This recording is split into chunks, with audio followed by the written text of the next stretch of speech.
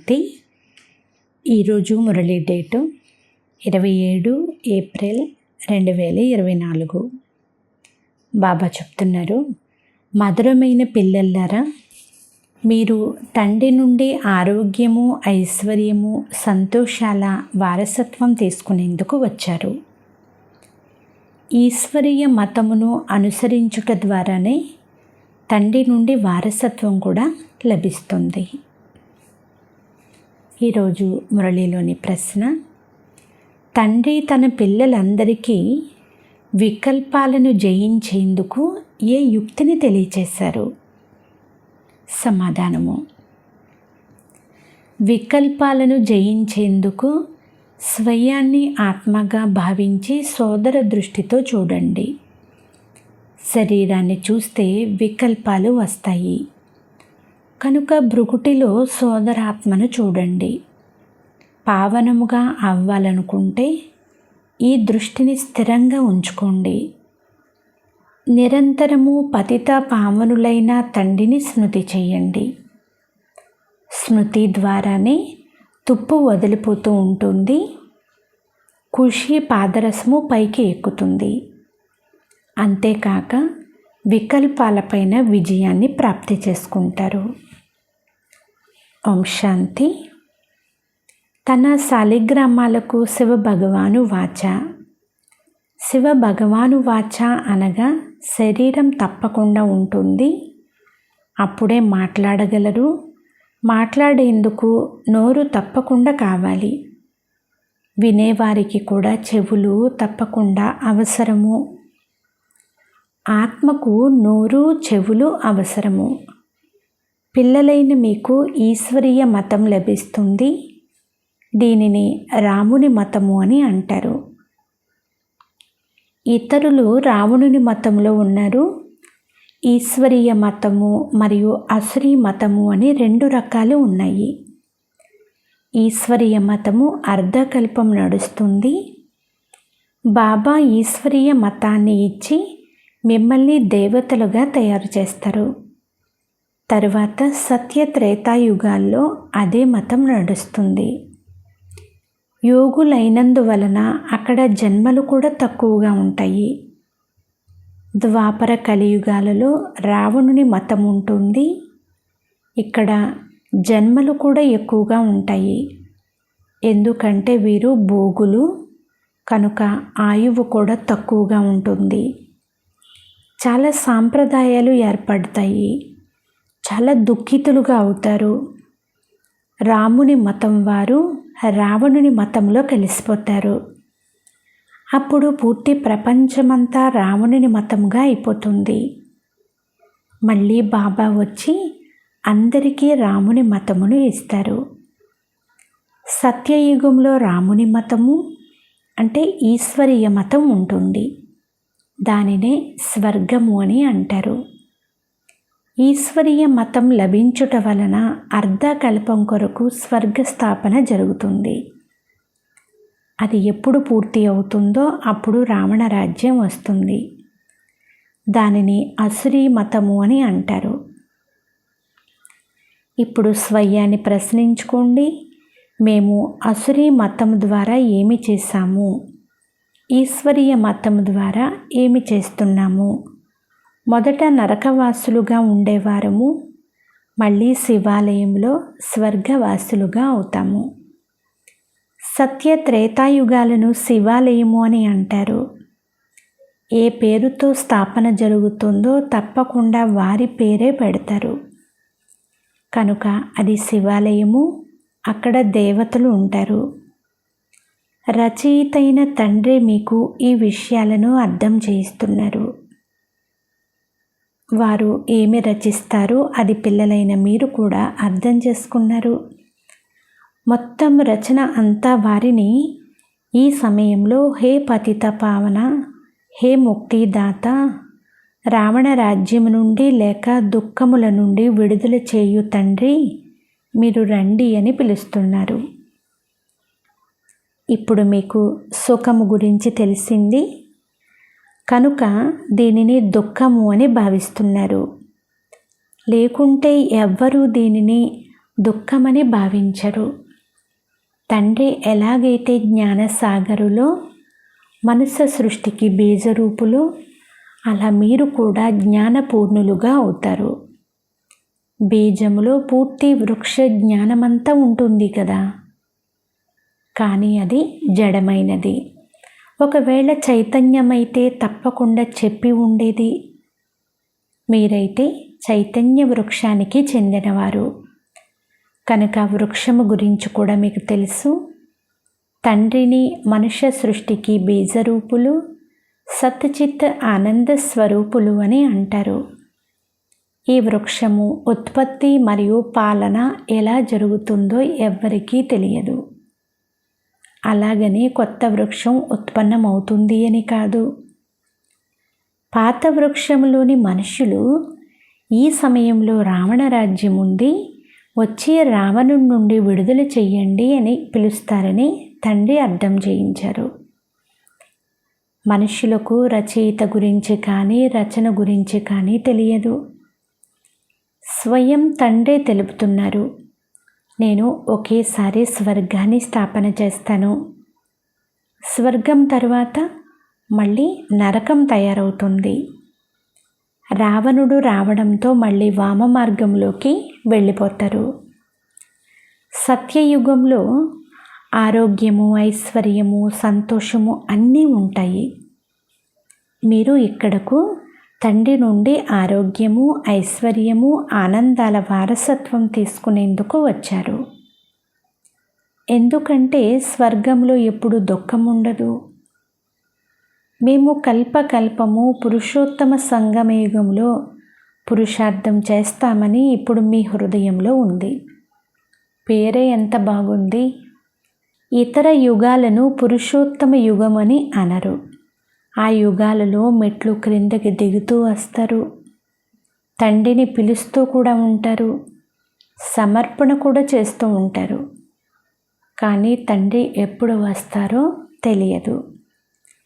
ఓ God father, ముక్తినివ్వండి, మార్గదర్శకులుగా అవ్వండి అని పిలుస్తారు. ముక్తిదాతగా అవుతారు కనుక తప్పకుండా రావలసి ఉంటుంది. మళ్ళీ మార్గదర్శకులుగా అయి తీసుకుని వెళ్ళవలసి ఉంటుంది. తండ్రి పిల్లలను చాలా రోజుల తర్వాత చూస్తారు కనుక చాలా సంతోషిస్తారు. అక్కడ అతను హద్దులోని తండ్రి, ఇక్కడ వీరు అనంతమైన తండ్రి. బాబా సృష్టికర్త, రచన చేసి మళ్ళీ వారి పాలన కూడా చేస్తారు. పునర్జన్మలైతే తీసుకోవలసి ఉంటుంది. కొందరికి 10, కొందరికి 12 మంది పిల్లలు ఉంటారు. కానీ అవన్నీ హద్దులోని సుఖాలు, కాకిరెట్టతో సమానమైనవి. తమో ప్రధానంగా అవుతారు. తమో ప్రధానతలో సుఖం చాలా తక్కువగా ఉంటుంది. మీరు సతో ప్రధానంగా అవుతున్నారు కనుక చాలా సుఖం ఉంటుంది. సతో ప్రధానముగా అయ్యేందుకు తండ్రి వచ్చి యుక్తి తెలియజేస్తున్నారు. తండ్రిని సర్వశక్తివంతులు అని అంటారు. భగవంతుడు సర్వశక్తివంతులు కనుక ఏమనుకుంటాది చేయగలరు అంటే మరణించిన వారిని కూడా బ్రతికించగలరు అని మనుషులు భావిస్తూ ఉంటారు. ఒకవేళ మీరు భగవంతులైతే చనిపోయిన ఈగను బ్రతికించి చూపండి అని ఒకసారి ఎవరో ఈ విధంగా వ్రాశారు. ఇలా అనేక మంది అనేక ప్రశ్నలు ప్రశ్నిస్తూనే ఉంటారు. తండ్రి మీకు శక్తినిస్తారు. తద్వారా మీరు రావణుడిపైన విజయాన్ని పొందుతారు. కోతుల లాంటి వారు మందిరానికి యోగ్యులుగా అవుతారు. వారు ఏమేమి చేశారో చూడండి. వాస్తవానికి మీరంతా భక్తులైన సీతలు. మీ అందరినీ రావణుడి నుండి విడిపించారు. రావణుని ద్వారా మీకు ఎప్పుడు సుఖమైతే లభించదు. ఈ సమయంలో అందరూ రావణుని జైలులో ఉన్నారు. రాముని జైలు అని అనరు.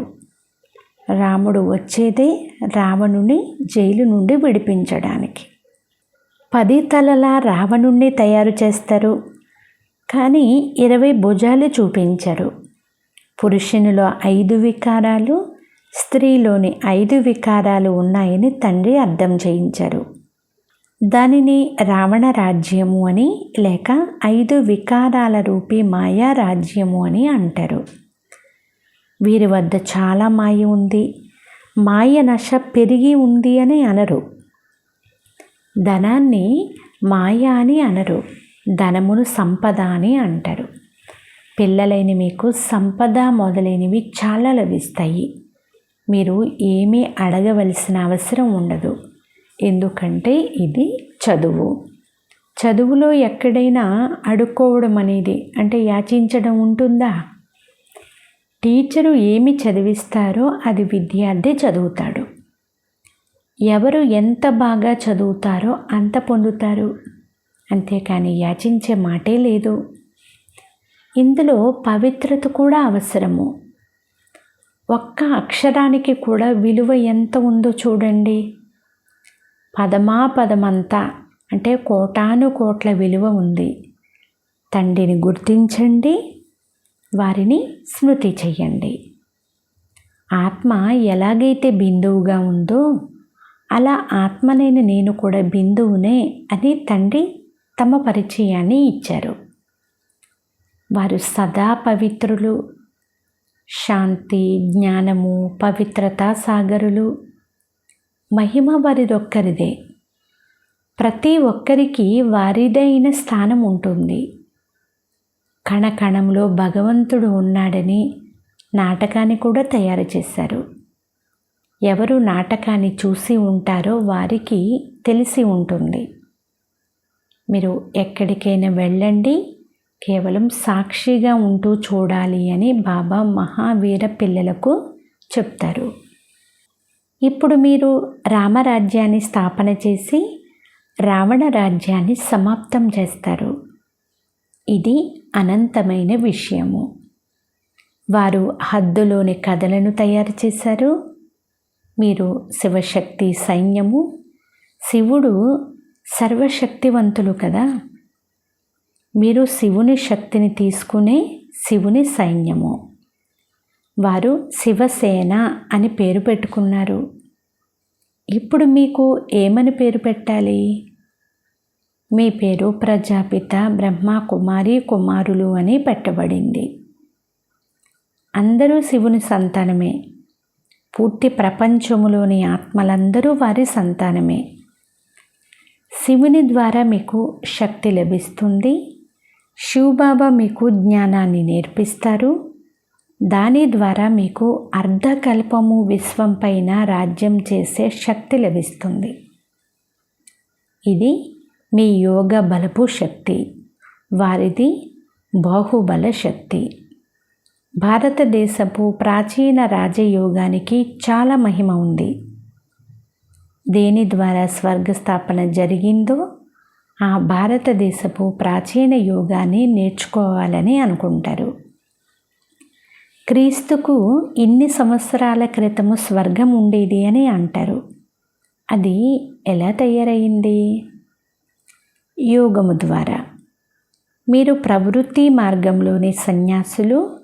వారు ఇల్లు వాకిళ్ళు వదిలి అడవులకు వెళ్ళిపోతారు. డ్రామానుసారంగా ప్రతి ఒక్కరికి పాత్ర లభించింది. ఎంత చిన్న బిందువులో ఎంత పెద్ద పాత్ర ఉందో చూడండి.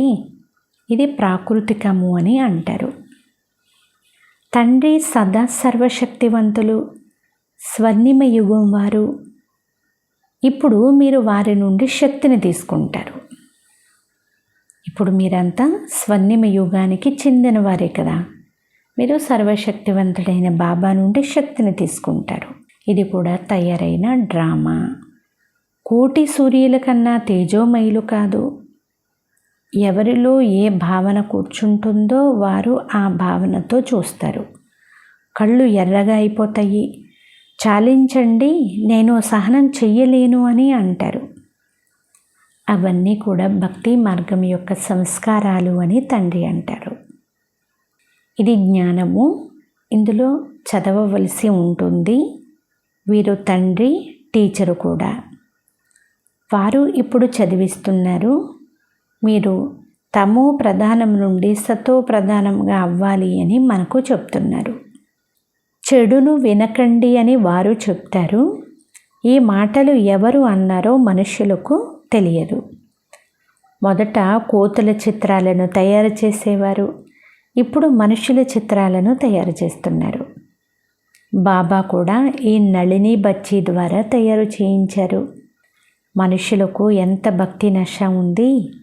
ఇది భక్తి రాజ్యం కదా, ఇప్పుడు జ్ఞాన రాజ్యం వస్తుంది. చాలా వ్యత్యాసం ఉంటుంది. జ్ఞానము ద్వారా చాలా సుఖం ఉంటుంది అని పిల్లలకు తెలుసు. మళ్ళీ భక్తిలో మెట్లు క్రిందకి దిగుతారు. మొదట మనము సత్యయుగంలోకి వెళ్తాము, మళ్ళీ పేను వలె క్రిందికి దిగుతాము. 1250 సంవత్సరాలలో 2 కళలు తగ్గిపోతాయి. చంద్రుని ఉదాహరణ ఉంది. చంద్రునికి గ్రహణం పడుతుంది, కళలు తగ్గుతూ పోతాయి. మళ్ళీ నెమ్మదిగా కళలు వృద్ధి అవుతాయి. 16 కళలు వస్తాయి. అది అల్పకాలపు మాట. ఇది అనంతమైన విషయము. ఈ సమయంలో అందరిపైన రాహు గ్రహణం ఉంది. బృహస్పతి దశ అత్యంత ఉన్నతమైనది, రాహు దశ అత్యంత నీచమైనది. ఒక్కసారిగా దివాళా తీస్తారు. బృహస్పతి దశ ద్వారా మనం ఉన్నతిని చెందుతాము. వారికి అనంతమైన తండ్రిని గురించి తెలియదు. ఇప్పుడు రాహు దశ తప్పకుండా అందరిపైన ఉంది. ఇది మీకు తెలుసు, వేరెవ్వరికీ తెలియదు. రాహు దశయే మనల్ని దివాళా తీస్తుంది. బృహస్పతి దశ ద్వారా సంపన్నంగా అవుతారు. భారతదేశము ఎంతో సంపన్నంగా ఉండేది. ఒక్క భారతదేశం మాత్రమే ఉండేది. సత్యయుగంలో రామరాజ్యము పవిత్ర రాజ్యం ఉంటుంది. దానికే మహిమ జరుగుతుంది. నేను గుణహీనుడను, నాలో ఏ గుణాలు లేవు అని అపవిత్ర రాజ్యం వారు గానం చేస్తారు. నిర్గుణ సంస్థ అని ఒక సంస్థను కూడా తయారు చేశారు. అరే, ఇప్పుడు పూర్తి ప్రపంచమంతా నిర్గుణ సంస్థయే. ఒక్కరి మాటే కాదు. పిల్లలను సదా మహాత్ములు అని అంటారు. మీరే మళ్ళీ ఏ గుణాలు లేవు అని అనేస్తారు. పూర్తి ప్రపంచమంతా వారిలో ఏ గుణాలు లేని కారణంగా వారిపైన రాహుదశ ఉంది. దానము ఇచ్చినట్లయితే గ్రహణము విడుస్తుంది అని తండ్రి చెప్తున్నారు. ఇప్పుడు అందరూ వెళ్ళాల్సిందే కదా. దేహ సహితముగా దేహ సర్వధర్మాలన్నీ వదిలేయండి. స్వయాన్ని ఆత్మగా నిశ్చయం చేసుకోండి. మీరంతా ఇప్పుడు వాపస్ వెళ్ళాలి. పవిత్రముగా లేని కారణంగా వాపస్ ఎవ్వరూ వెళ్ళలేరు. ఇప్పుడు తండ్రి పవిత్రముగా అయ్యేందుకు యుక్తిని తెలియచేస్తున్నారు. అనంతమైన తండ్రిని స్మృతి చెయ్యండి అని. బాబా, మేము మర్చిపోతున్నామని చాలామంది పిల్లలు అంటారు. మధురమైన పిల్లల్లారా, పతిత పావనులైన తండ్రిని మర్చిపోతే మీరు పావనంగా ఎలా అవుతారు? మీరు ఏమి అంటున్నారో ఆలోచించండి అని బాబా అంటున్నారు. నేను నా తండ్రిని మర్చిపోతాను అని పశువులు కూడా ఎప్పుడూ అనవు. కానీ మీరు అంటున్నారు. నేను మీకు అనంతమైన తండ్రిని, మీరు అనంతమైన వారసత్వం తీసుకునేందుకు వచ్చారు. నిరాకార తండ్రి సాకారంలో వచ్చినప్పుడే కదా చదివించేది. ఇప్పుడు తండ్రి ఇతనిలో ప్రవేశించారు. వీరు బాబ్దాదా. ఇరువురి ఆత్మలు ఈ బ్రుకుటి మధ్యలో ఉన్నాయి. మీరు బాబ్దాదా అని అంటారు. అనగా తప్పకుండా 2 ఆత్మలు ఉంటాయి. శివబాబా మరియు బ్రహ్మ ఆత్మ 2 ఉంటాయి. మీరంతా ప్రజాపిత బ్రహ్మ కుమారు కుమారీలుగా అయ్యారు. మీకు జ్ఞానం లభించినందువలన మేమంతా సోదరులము అని తెలుసుకున్నారు. మళ్ళీ ప్రజాపిత బ్రహ్మ ద్వారా సోదరీ సోదరులుగా అవుతారు. ఈ స్మృతి పక్కాగా ఉండాలి. కానీ సోదరీ సోదరులలో కూడా నామరూపాల ఆకర్షణ కలగడాన్ని బాబా గమనించారు. చాలామందికి వికల్పాలు కూడా వస్తాయి. మంచి సుందరమైన శరీరాన్ని చూసినప్పుడు వికల్పాలు రావడం మొదలు పెడతాయి. స్వయాన్ని ఆత్మగా భావించి సోదర దృష్టితో చూడండి అని ఇప్పుడు బాబా చెప్తున్నారు. ఆత్మలంతా సోదరులు. సోదరులు ఉన్నారు అంటే తండ్రి తప్పకుండా ఉండాలి. అందరికీ ఒకే తండ్రి ఉన్నారు. అందరూ తండ్రిని స్మృతి చేస్తారు.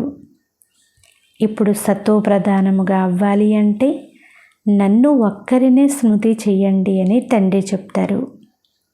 ఎంత స్మృతి చేస్తారో అంతగా ఆత్మకు పట్టినటువంటి వికారాల యొక్క తుప్పు వదిలిపోతూ ఉంటుంది. ఖుషి పాదరస మీటరు పెరుగుతుంది. నెంబర్ వారి పురుషార్థం అనుసారంగా తండ్రి పైన ఆకర్షణ కలుగుతూ ఉంటుంది అని బాబా అంటున్నారు. అచ్చ మధురాతి మధురమైన అపురూపమైన పిల్లలకు మాతాపిత బాప్దాదాల ప్రియ స్మృతులు మరియు గుడ్ మార్నింగ్. ఆత్మిక పిల్లలకు ఆత్మిక తండ్రి నమస్తే. ఆత్మీయ తండ్రికి ఆత్మీయ పిల్లల యొక్క ప్రియ స్మృతులు గుడ్ మార్నింగ్ మరియు నమస్తే నమస్తే నమస్తే. ధారణ కొరకు ముఖ్య సారము. ఫస్ట్ పాయింట్, చదువు పైన పూర్తి గమనమిచ్చి స్వయాన్ని సంపన్నంగా చేసుకోవాలి. ఏమీ వేడుకోకూడదు, అంటే ఏది యాచించకూడదు.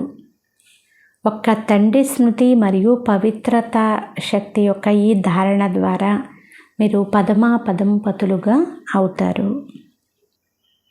ఇప్పుడు ధారణలో సెకండ్ పాయింట్, రాహుగ్రహణం నుండి ముక్తులుగా అయ్యేందుకు వికారాలను దానం చేయాలి. చెడు వినకండి. ఏ విషయాల ద్వారా మెట్లు క్రిందకి దిగారో, గుణహీనులుగా అయ్యారో వాటిని బుద్ధి ద్వారా మర్చిపోవాలి. ఈరోజు వరదానము, ముందు మీరు అనే మంత్రము ద్వారా సర్వుల స్వమానాన్ని ప్రాప్తి చేసుకునే నిర్మాణము నుండి మహాన్ భవ. ఈ మంత్రము సదా గుర్తుంచుకోండి. నిర్మాణమే అంటే నిరహంకారమే అన్నింటికంటే గొప్పది.